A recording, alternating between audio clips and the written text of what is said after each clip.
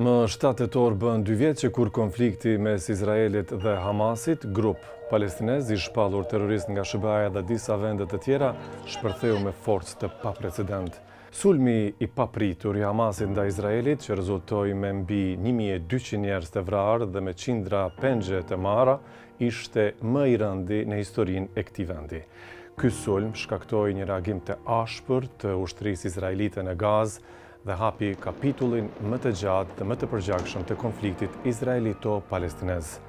Ajo që nisi si një ofenzivë ushtarake për shkatrimin e Hamasit, u shndrua në një krizë të madhe humanitare dhe një provë të vështirë për diplomacinë ndërkombëtare.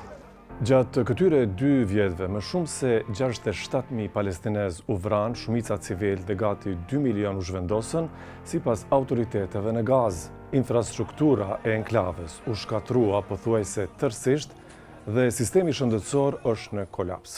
Organizatat ndërkombëtare paralajmërojnë për rrezikun e urisë masive dhe të sëmundjeve, ndërsa ndihmat humanitare përballen me pengesa të vazhdueshme.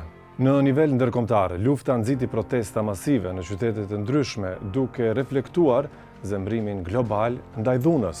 Izraeli thotë se është i vendosur ta përfundojë luftën, e cila filloi me sulmin e Hamasit, por po përballet me izolim diplomatik dhe presion të shtuar ndërkombëtar. La primera es la aprobación urgente de un Real Decreto Ley que consolide jurídicamente el embargo de armas a Israel que venimos aplicando ya de facto desde octubre del año 2023.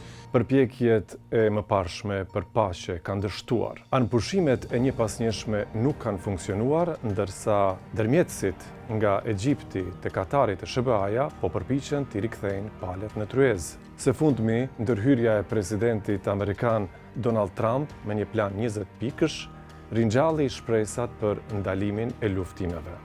To ensure the success of this effort, my plan calls for the creation of a new international oversight body, the Board of Peace. Por pengesat mbeten të mëdha, ndërto qarmatosja e Hamasit, lirimi i pengjeve të mbetura dhe i të burgosurve palestinez, si dhe e ardhmja politike e Gazës.